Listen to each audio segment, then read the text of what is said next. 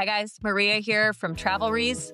I founded Travelries to help make it easier for people to travel long term on their adult gap year or travel sabbatical. There's a ton of information out there for traveling, for travelers, but it's all geared towards vacationers. Really not a ton out there for people who want to take an adult gap year or a travel sabbatical.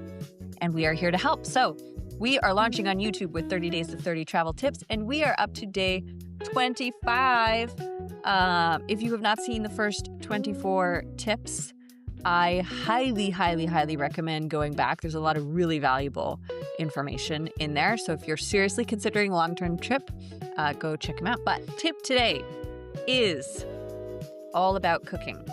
Sometimes long-term travelers say, I'll cook the whole time to save money. I love cooking.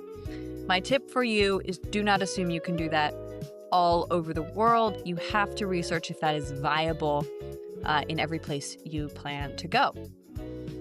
So I get the impulse to say I'm just going to cook everywhere because it's going to keep your costs lower. The reality is that's not always the case, and it's not always possible. So you cannot, for example, plan to cook if you can't find an accommodation with a kitchenette or some kind of cooking situationship for yourself. And there are plenty of regions in the world where it is much harder to find an Airbnb or place to stay where they have a kitchen. I really struggled to find places in Southeast Asia that were within our budget that had a kitchenette. You also cannot cook if you can't get to a grocery store or a market, and you may be on occasion in a position where getting to the store requires you to have a car or a moped, and maybe renting a car or a moped isn't in your budget, or that actually makes cooking more expensive for you overall. So, there's some real viability questions to consider before you say, I'm definitely going to cook.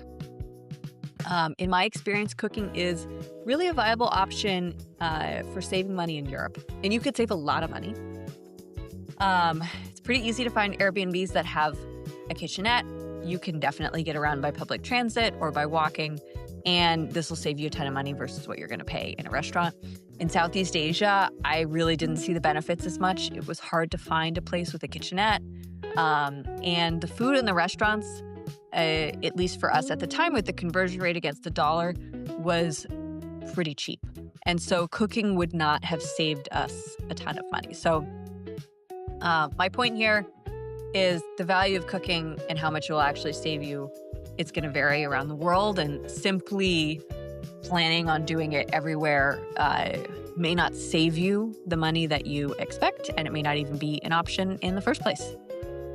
Guys, this is a new channel for us at Travelries. Help us out with a like and subscribe, especially if you want more content about long-term travel. We're also on Instagram, Threads, Facebook. We've got a Substack that publishes weekly and a monthly newsletter through our website, travelries.com.